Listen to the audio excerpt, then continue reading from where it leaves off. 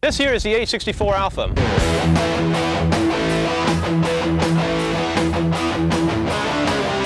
The primary purpose for this aircraft is to go out and destroy enemy armor.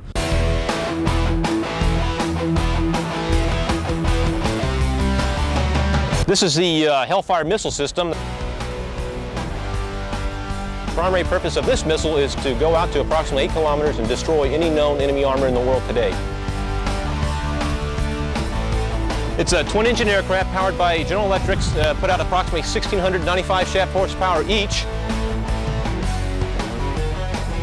This aircraft here weighs approximately 15,100 pounds.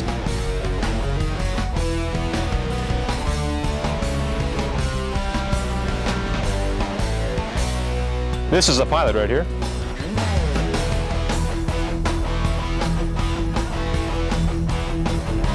From wingtip to wingtip, it's 17 feet 2 inches. This is the 19-shot rocket pod. This is the 30mm chain gun.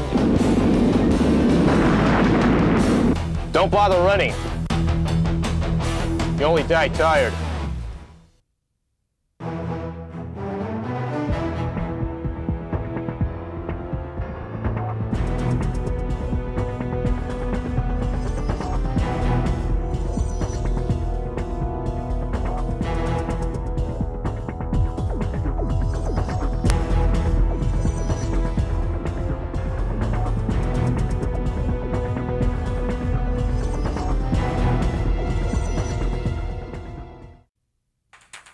The Army designed the Apache as a platform for a new generation of weapons.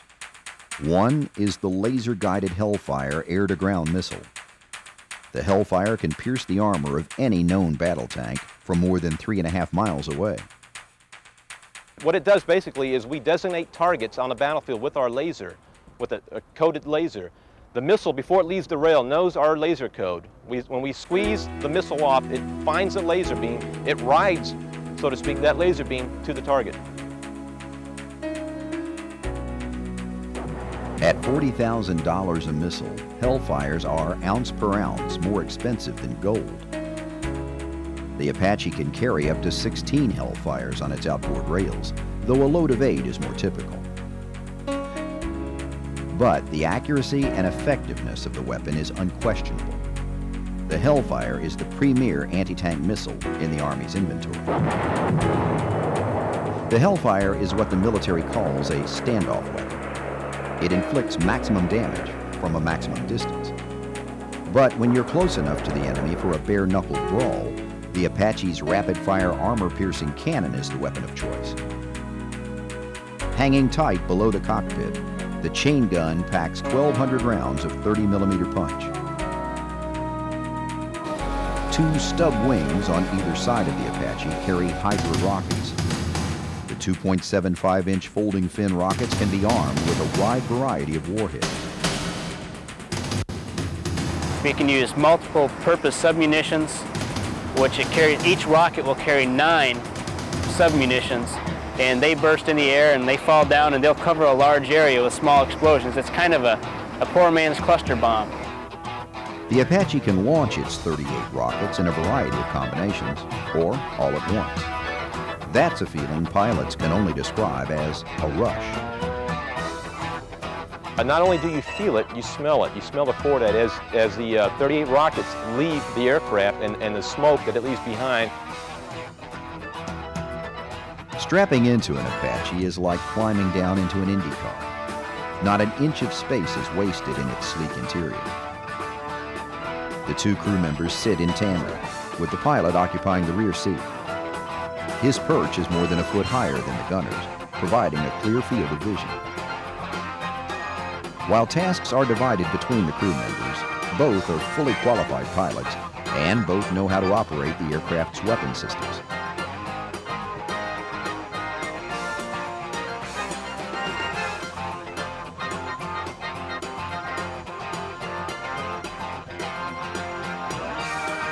Stowed under the gunner's seat is a full set of flight controls, but unless there's an emergency, he's focused on acquiring and destroying targets.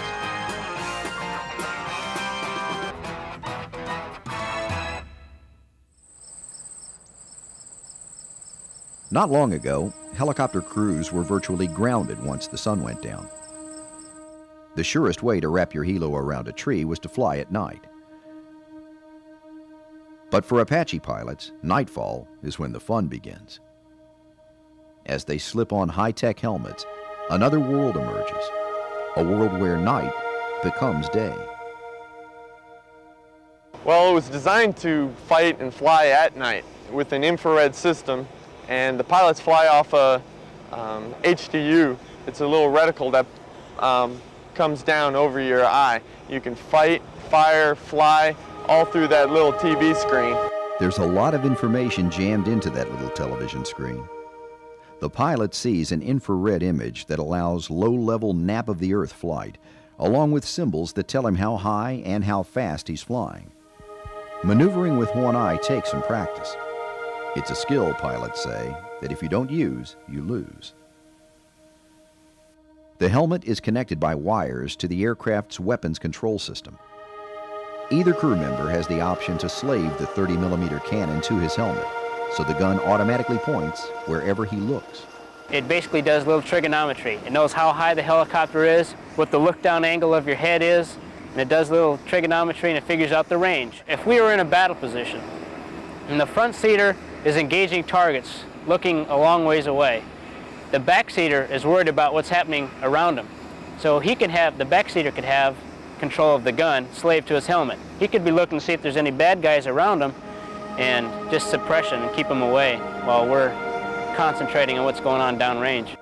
Because the Apache is a sexy, state-of-the-art machine, competition to fly it is fierce.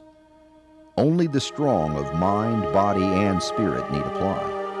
Potential pilots go through 9 months of basic flight school, and only then can they request Apache duty. If selected, they undergo an additional 3 months of intense training. They log countless hours of flight time in simulators. The simulators are virtual reality, that is, virtually real. Pilots respond to one computer crisis after another to test their performance under pressure. While nothing can take the place of actual flight, the time spent here pays big dividends when the student straps on his first Apache. Once they graduate from flight school, pilots report to their operational units. But their schooling is never really finished.